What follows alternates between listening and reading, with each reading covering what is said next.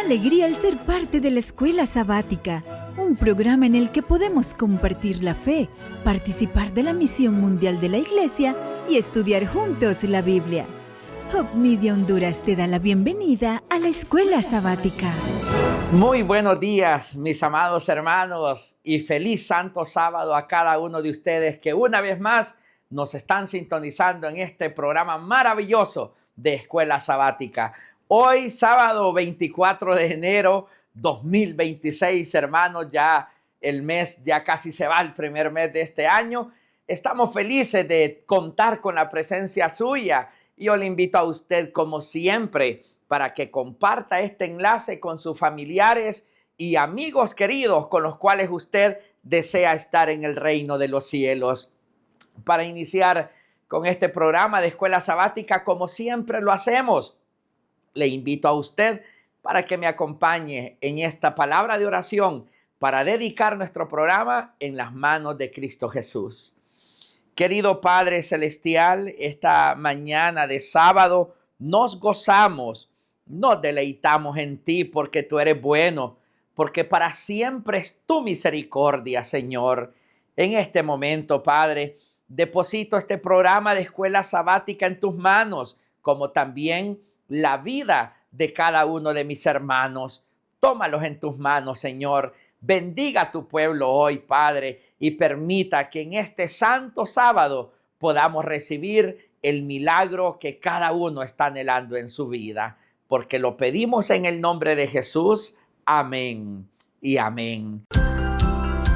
Sigue en sintonía de Hope Media Honduras, llevando esperanza. Querido hermano, donde quiera que usted se encuentre, acompáñeme a alabar el nombre de nuestro Dios a través de este bello canto, este himno especial para honra y gloria de nuestro Dios.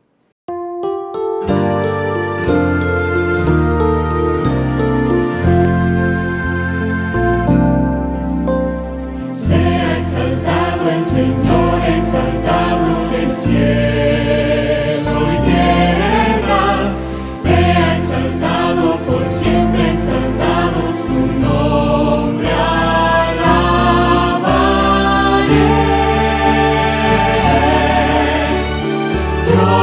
Sin igual, para siempre reinará su creación, se alegra en adorarlo, sea exaltado el Señor con mi vida también. Regresando de este bello himno, hermanos, ha llegado el momento especial para que también podamos darnos cuenta de esos testimonios que pasan en otros lugares lejanos del mundo. Y esto lo hacemos a través del relato del misionero que sábado a sábado nos trae una historia diferente de lugares lejanos para nosotros, pero que fortalecen sin duda alguna nuestra fe en Cristo Jesús. Le invito para que me acompañe a ver el relato del misionero. Sale el sol en las Islas Salomón, marcando el comienzo de otro día para la familia de William. William, de 5 años, despierta en su casa sonriendo a pesar de las dificultades que enfrenta. Su madre Indy y su padre Alistar comienzan su rutina diaria, como muchas otras familias en la ciudad. Comenzamos con el desayuno. Hacemos nuestras tareas. Limpiar, hacer recados y buscar trabajo para conseguir dinero. Eso.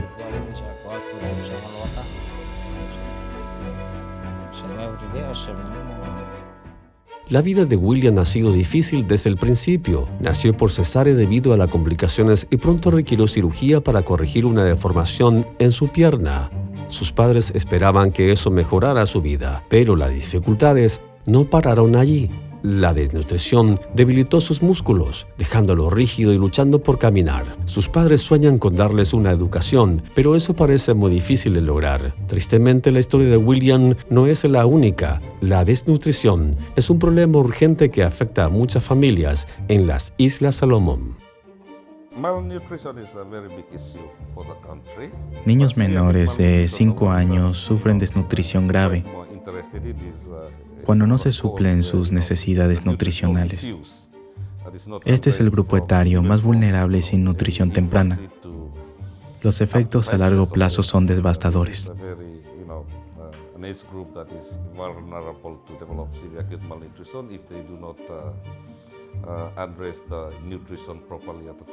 Aunque Alistair y Indy hacen lo mejor para dar alimento saludable a William, sus ingresos limitados no permiten alimentarlo adecuadamente. La vida ha sido muy difícil para nosotros por tener que cuidar a William. Mi esposa debe quedarse con él y cuidarlo las 24 horas. Mientras tanto, yo busco trabajos temporales para conseguir dinero. William no puede estar solo, porque no puede moverse por sí mismo. Sin supervisión puede caerse y hacerse daño. Eso significa que mi esposa no puede hacer nada, ni jardinería ni otras actividades. Lo único que hace es cuidar a William. En las Islas Salomón, la desnutrición no solo es el resultado de la pobreza, sino también del poco conocimiento sobre nutrición. El mayor problema que veo es la ignorancia. Muchas madres no saben cómo preparar alimentos saludables a sus hijos. La falta de dinero contribuye, pero creo que debemos abordarlo primero desde el punto de vista de la ignorancia.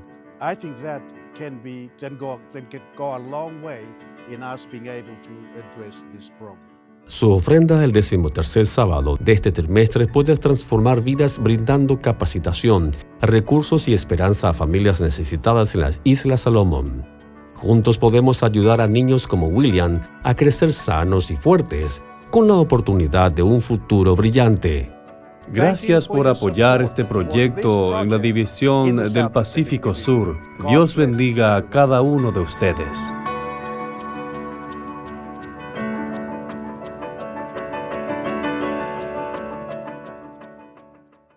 Hermosa historia, hermanos, como también hermoso será esta mañana el estudio de la palabra de nuestro Dios.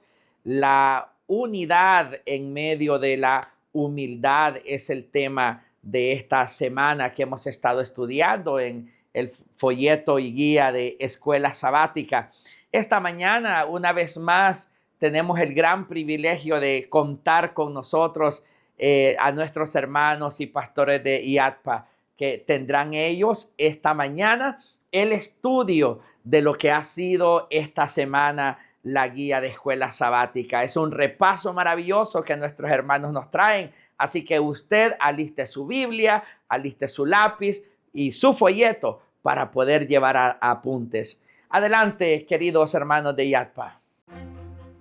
La palabra de Dios es viva, eficaz y más cortante que toda espada de dos filos. Cada semana, su autor nos invita a profundizar, a creer más y a vivir mejor a través del repaso de la lección de Escuela Sabática en Más de tu Palabra.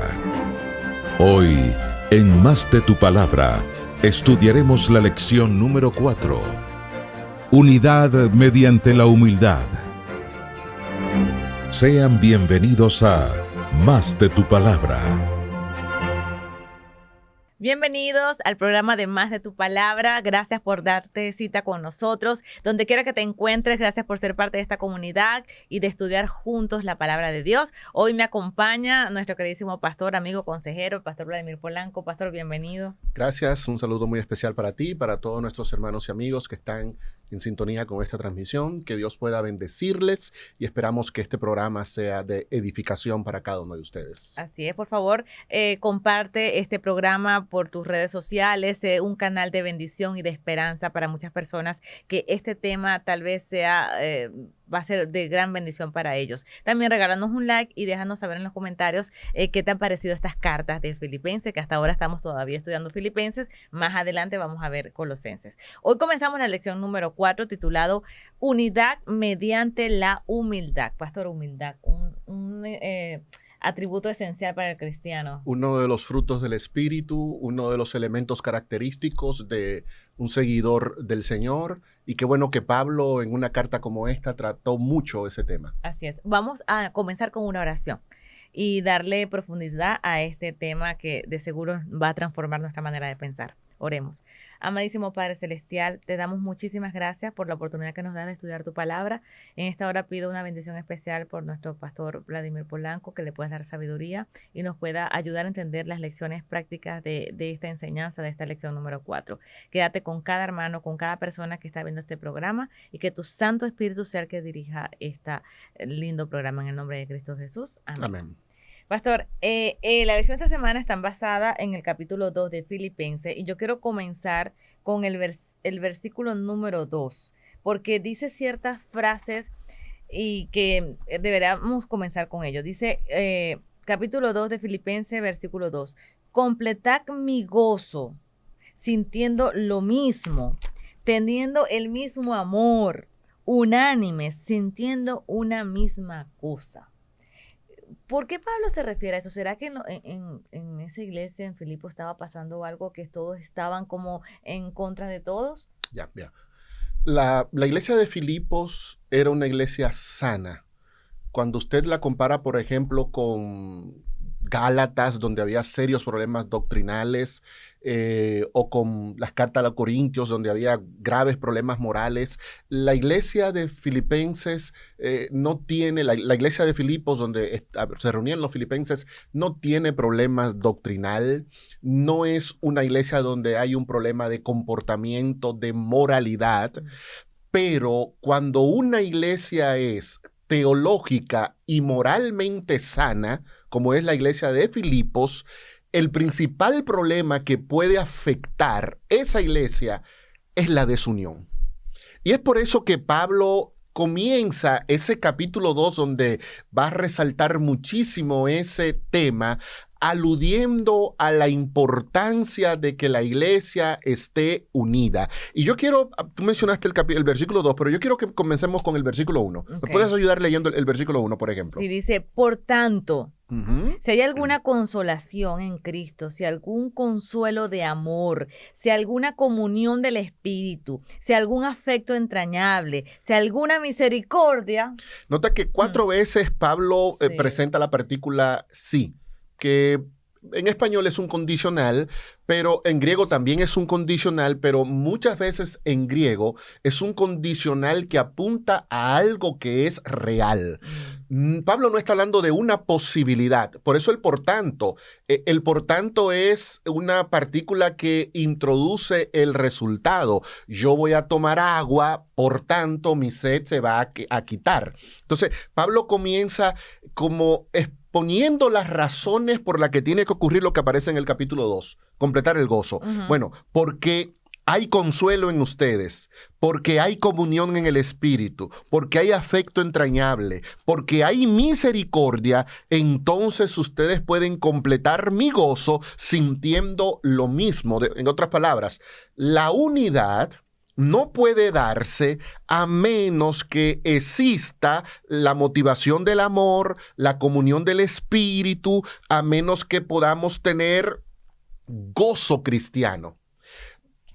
No, usted por más que predique, que hermano, que tenemos que estar unidos y que tenemos que estar unidos, eso no es resultado de que usted lo diga, no es resultado de que una junta de iglesia se reúna y tomen el voto. Hermano, vamos a tomar el voto de la unidad. No, el gozo, eso que Pablo apunta, que podamos todos sentir ese mismo sentir, de paso es una palabra griega que tiene que ver con el pensamiento, no es, ay, que yo siento como tú, Daily, no es emotivo, es algo que apunta más a una unidad en la mente, a pensar de la misma manera. Pero ese pensar de la misma manera se produce cuando estas 4 partículas que Pablo presenta en el versículo 1, la voy a repetir: consuelo en Cristo. Una persona que no ha sido consolada por Cristo nunca va a poder estar unida al otro. Número 2, comunión del Espíritu, porque el Espíritu es el único que puede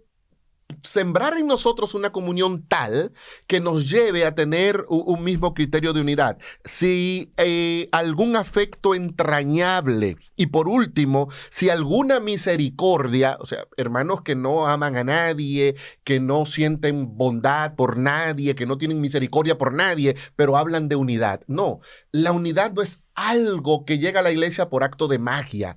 La unidad es el resultado de estas 4 cosas. Para que los filipenses pudieran completar el gozo de Pablo, sintiendo lo mismo, tendiendo el mismo amor, unánimes, sintiendo una misma cosa, tendrían que haber experimentado estas 4 cosas. Pero nota que estas 4 cosas no están vinculadas con una doctrina. Aquí no se está hablando de transgredir el sábado.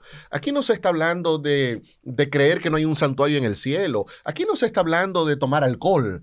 Aquí se está hablando de esas cosas que nadie puede medir, que nadie puede calcular, pero que son el resultado directo de un Dios que está obrando y actuando en su iglesia. Así que el peligro de una iglesia que no tiene dilemas doctrinales o que no tiene dilemas morales es cómo Satanás se mete en ella y provoca la desunión. Pero entonces, en Filipos pasó algo así, siendo una iglesia bien unida, siendo una iglesia sana, llegó a correr ese riesgo. Sí, y Pablo lo va a mencionar en el versículo 3, ¿por qué?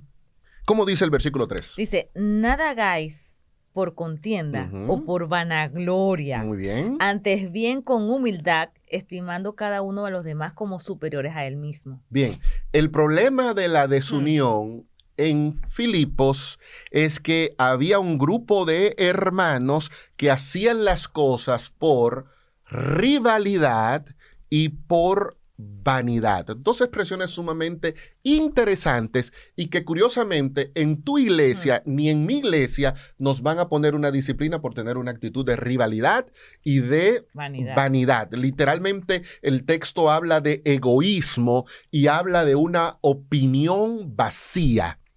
Vuelvo y repito, no era un problema teológico. Era un problema que tenía que ver con el egoísmo, tenía que ver con la vanidad, tenía que ver con cosas que se anidan en el corazón humano. Yo creo, voy a compartir contigo, en mi opinión, cuáles eran los 3 elementos que estaban provocando la desunión en Filipenses, en la carta de Filipenses, a partir de estas declaraciones que Pablo introduce en los primeros textos del capítulo 2. Número 1, yo creo que lo que estaba trayendo unidad, la desunión, era la ambición egoísta.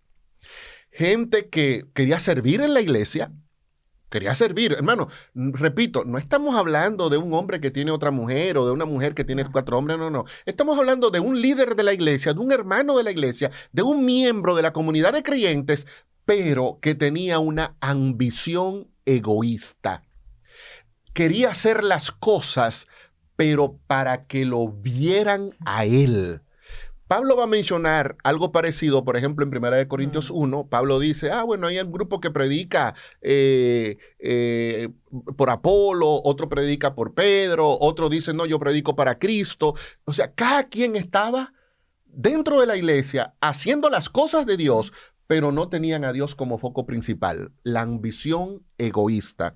Número 2, prestigio personal. Yo quiero ser un anciano. Yo quiero ser un director de diáconos, yo quiero ser un editor, yo quiero ser una presentadora, yo quiero ser el que dirige las cámaras y todo el sistema de tecnología en la iglesia, pero lo estoy haciendo para prestigio personal, para hacerme más famoso, para que la iglesia vea mi talento, para que la iglesia comprenda lo importante que soy yo. Y número 3, gente que estaban completamente concentrada en el ego. Todo todo eso está relacionado con esa frase de Pablo: no hagan nada por rivalidad o por vanidad o por egoísmo. Y aquí viene un punto, hermanos. Una iglesia que se divide no porque creemos distinto, no porque tengamos un concepto de la moral o de la ética diferente. Nos dividimos porque cada uno de nosotros está buscando su propia gloria. Y en el reino de Cristo, en la comunidad que está encabezada por Cristo, solamente uno merece la honra y la gloria, que es tu Salvador. Amén. Yo quisiera llamar tu atención a una declaración de Elena de White. Tú puedes buscarla luego online y encontrar la página. Pero Elena de White dice que lo que da valor o vergüenza a tus actos es el motivo. Y yo te pregunto, ¿cuál es el motivo que te impulsa a ti a trabajar para Dios en su iglesia? ¿Cuál es el motivo que te mueve a ser un cantante, a ser un predicador? ¿Qué buscamos nosotros dando esta lección de escuela sabática? Lo que en realidad le da valor o vergüenza a tus acciones, sean buenas o malas, es cuál es el motivo que te está impulsando a hacerla.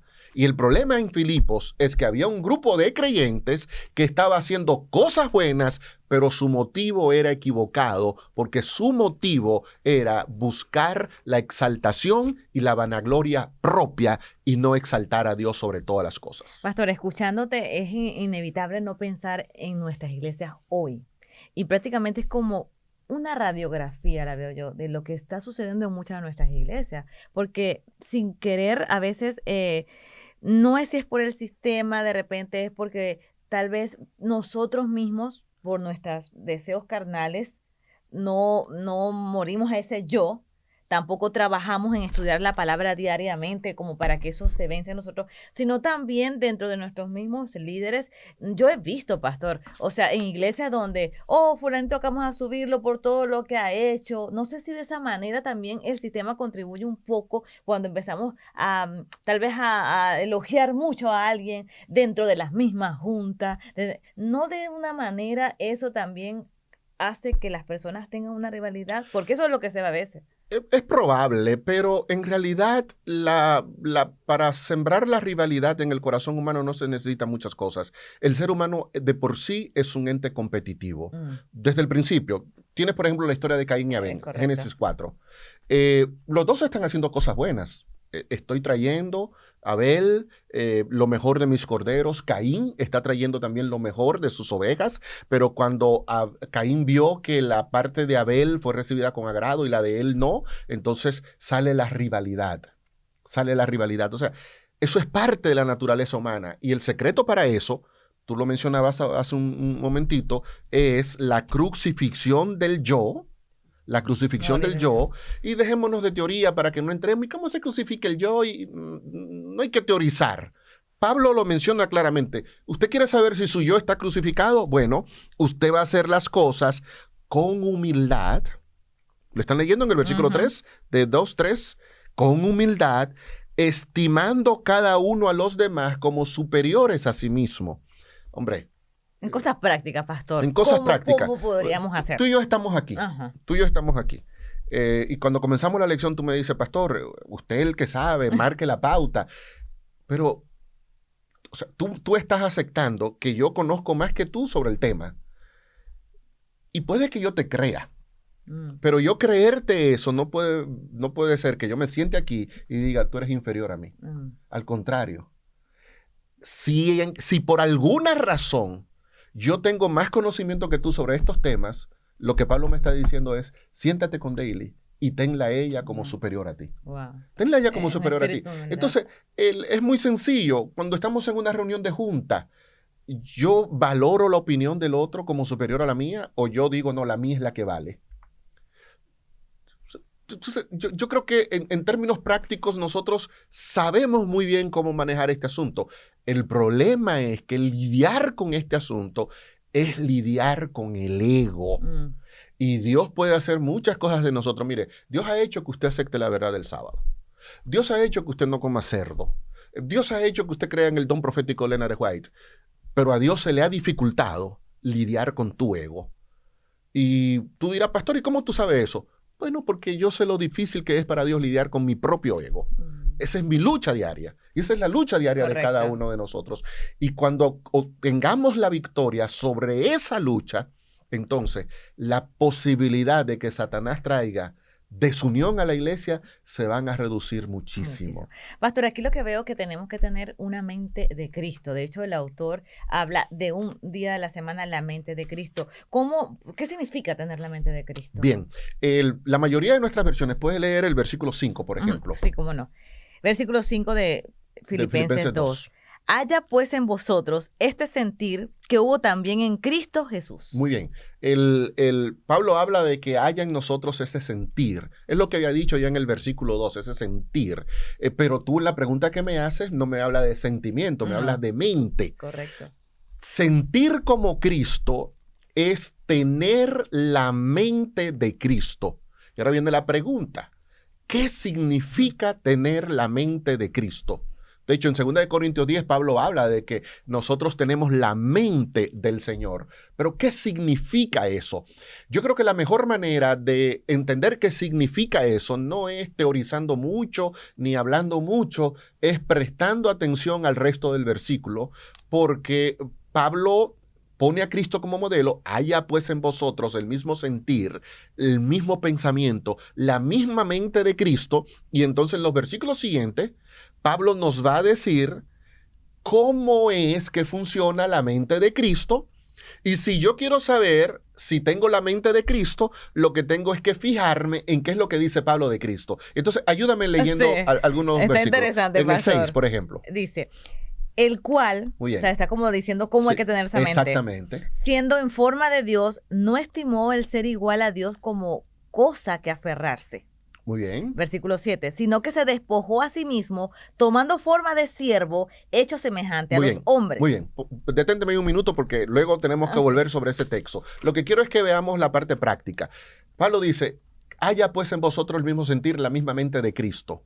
¿Cómo yo puedo comenzar a tener eso? Entonces, Pablo dice, fíjate en Cristo. Mira, él era igual a Dios. Y aunque tenía forma de Dios, no estimó ser igual a Dios como cosa que aferrarse. Estamos hablando entonces de uno que es grande. ¿Y qué se hace? Chico, humilde, pequeño. Se hace pequeño. Era igual a Dios, pero viene y se hace uno semejante a nosotros. Tener la mente de Cristo es no sentirme el más grande de todos, sino, aún yo sea el más grande de todos, comportarme como si fuera el más pequeño. El mismo Cristo lo dice. Servicio. Me hiciste acordar del versículo cuando la mamá de dos de los discípulos le dice a Jesús, ¿será que cuando subas pongas a uno a mi derecha y a otro a la izquierda? Ya íbamos con esa. Servicio. O sea, Cristo no se queda, yo soy el creador del mundo, el universo fue hecho por mí, yo soy lo más grande. No. Yo desciendo y me hago pequeño. Me pongo al nivel de una simple criatura. Estamos hablando entonces de un Dios que está dispuesto a sacrificarse. ¿Quién tiene la mente de Cristo? El que está dispuesto a sacrificarse. El que está dispuesto a ser visto como no el más grande, sino como el siervo. ¿Puedes continuar leyendo? Cómo no, versículo 8. Bueno, 7. 7. Sino que se despojó a sí mismo tomando forma de siervo hecho semejante a los hombres. 8. Muy bien, el 7 ahí. ¿Tomando forma de qué? Tomando forma de siervo. De siervo. Tener la mente de Cristo no es que yo no me pienso en la cosa del cielo, no. Tener la mente de Cristo es tener la mentalidad de yo soy un siervo. Pero no solamente soy un siervo de Dios, como dicen los conquistadores, soy un siervo de Dios y soy un amigo de la humanidad. O sea, yo soy un siervo tuyo, yo soy un siervo de Rodríguez y yo soy un siervo de las personas que están alrededor mío. Y siervo no en el sentido de que yo tomo una actitud de sumisa, sí, lo que tú digas, no. Siervo en el sentido de que estoy listo para servirte. ¿Cómo podemos tener, antes que continúe, porque esta parte está interesante, pastor, porque sí, hay que tomar la forma de siervo, pero ¿cómo no pasar la línea de que nos entregamos a eso y olvidamos otras responsabilidades con nuestra familia? Ser siervo no es caer en la servidumbre. En la servidumbre, ni como yo soy tu siervo, todo lo que tú me digas yo tengo que hacerlo. No. Siervo aquí es el sentido de vocación. Jesús vino a la tierra como siervo. Era igual a Dios, pero tomó forma de siervo. Pero eso no significa que Caifás le decía a Jesús, siéntate, y Jesús se sentaba. Y Pilato le decía, y ahora levántate, y Jesús se levantaba. No. Siervo es en el sentido de que él vino a servir. Marcos 10, 45, el Hijo del Hombre no vino para ser servido, sino para dar su vida en rescate por muchos. O sea, yo vine a sanar al enfermo, yo vine a darle comida al que está hambriento, yo vine a traerle una palabra de consuelo al que tiene el corazón arrugado. Yo tengo una vida orientada no hacia mí, sino orientada hacia ti. Orientada hacia ti, no para que tú hagas conmigo lo que quieras, sino para yo en todo lo que pueda servirte y ayudarte a ti a tener una mejor revelación de Dios. ¿Significa esto que si voy a estudiar o voy a prepararme en algo porque tengo un talento, que no sea tanto para mi vanagloria, para mi beneficio, sino para ayudar? Ahí volvemos al punto. Pablo dice en el versículo 3, lo que está produciendo desunión en esta iglesia es la vanagloria. ¿Cómo se resuelve eso? Teniendo la mente de Cristo. ¿Qué es tener la mente de Cristo? Tener la mente de un siervo. Correcto. Entonces yo no ando vanagloriándome yo. Si yo soy un siervo, toda la gloria está para el que yo le rindo como siervo, que en este caso es mi Dios. Amén. Entonces, tener la mente de Cristo, hemos dicho dos cosas, es tener un amor dispuesto al sacrificio, siendo Dios se despojó. Es tener la mente de Cristo, es tener una mente de servicio, correcto, de vocación y de ayuda al otro. Pero veamos un tercer punto. Versículo número 8. Bueno, siervo, sí, hecho semejante a los hombres. 8. Y estando en la condición de hombre, se humilló a sí mismo, haciéndose obediente hasta la muerte y muerte de cruz. Obediencia. Wow.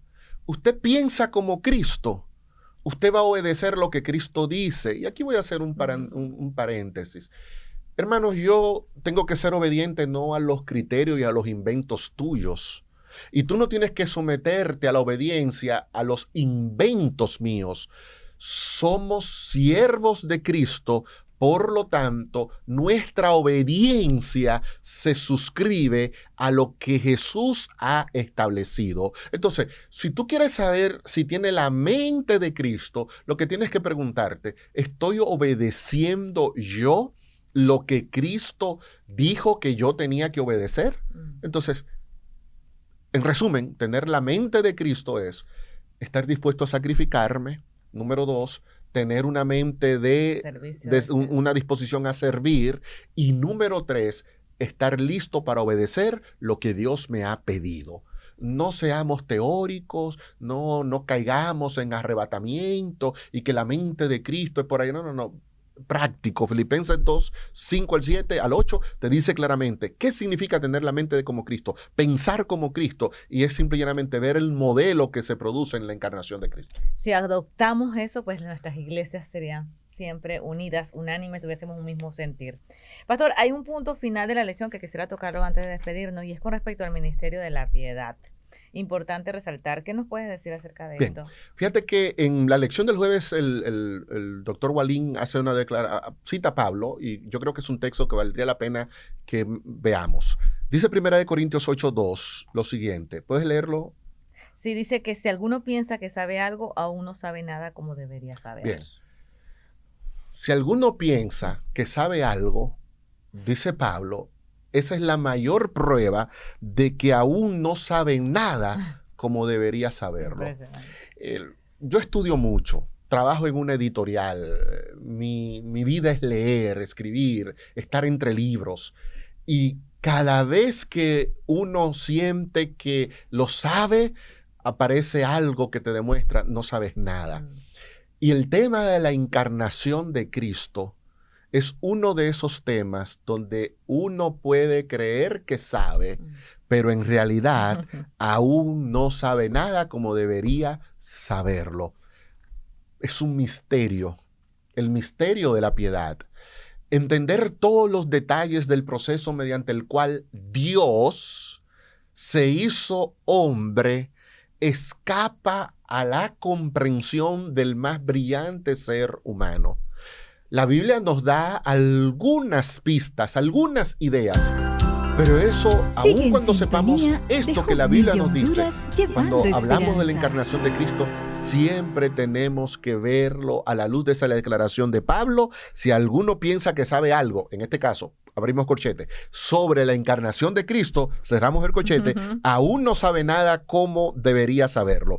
Y ese texto de Filipenses 2, 5 al 9, vamos a leerlo otra vez, porque es uno de los textos más bellos que encontramos en la palabra de Dios sobre el misterio de Dios haciéndose hombre. Vamos a leer el texto y luego ya para en la parte final vamos a puntualizar algunos detalles del texto. Desde el 5 hasta el... Sí. Haya pues en vosotros este sentir que hubo también en Cristo Jesús, el cual siendo en forma de Dios, no estimó el ser igual a Dios como cosa que aferrarse, sino que se despojó a sí mismo, tomando forma de siervo, hecho semejante a los hombres. Y estando en la condición de hombre, se humilló a sí mismo, haciéndose obediente hasta la muerte, y muerte de cruz, por lo cual Dios también le exaltó hasta lo sumo y le dio un nombre que es sobre todo nombre. Bien, veamos algunos detalles. En primer lugar, vamos a ver el versículo 6 otra vez, el cual siendo en forma de Dios, Jesús es Dios. Esa expresión siendo habla de su esencia, habla de lo que Él es. Es algo que pertenece a su naturaleza. No está condicionado a las circunstancias. Es lo que Él es, ya sea en el cielo o en la tierra. Él es Dios. Antes de encarnarse, era Dios, pero cuando se encarnó y vino a la tierra, dice Mateo capítulo 1, versículo 23, que era Immanuel, Dios con nosotros. O sea, Jesús nunca perdió esa condición.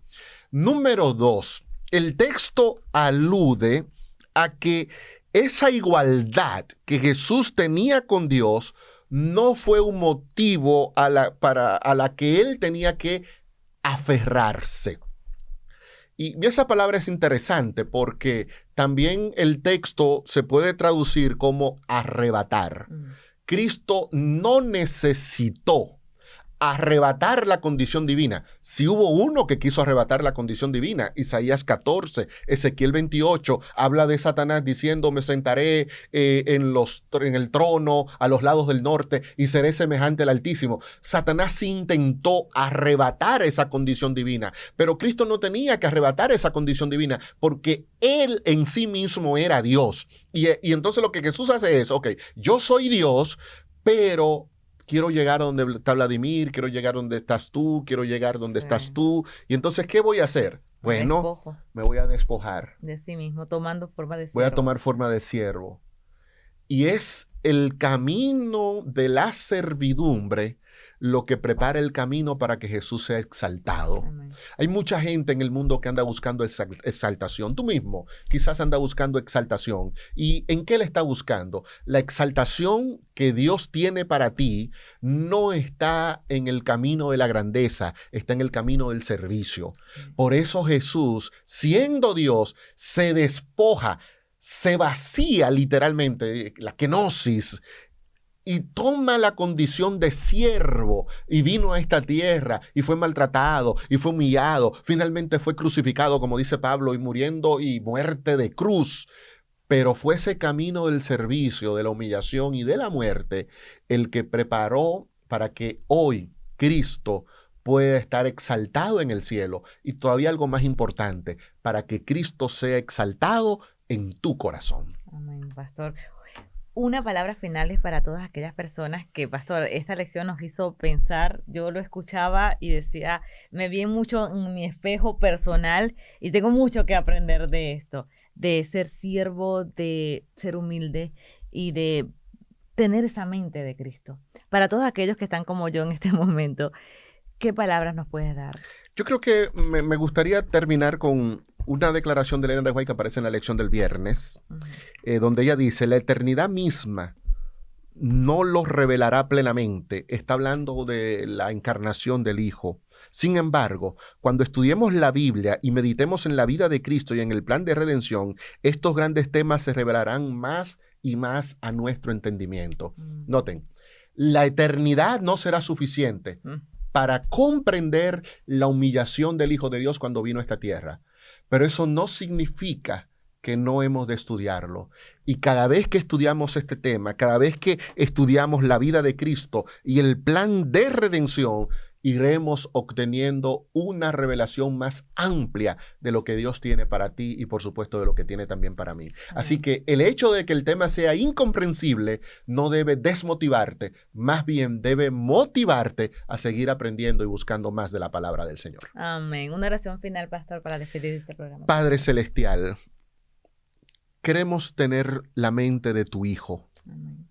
Queremos servirte a ti y servir a los demás. No queremos, oh Señor, la gloria de nosotros. Si alguno te está sirviendo por vanagloria o por egoísmo, permite que tu Espíritu Santo pueda sacar de nosotros eso y que a partir de ahora podamos servirte como te sirvió Cristo, para alabar y glorificar tu nombre. En el nombre de Jesús te lo pedimos. Amén. Con la certeza de que Dios, a través de su palabra, seguirá guiando nuestros pasos cada semana, nos despedimos hasta la próxima edición de Más de tu Palabra. Les esperamos.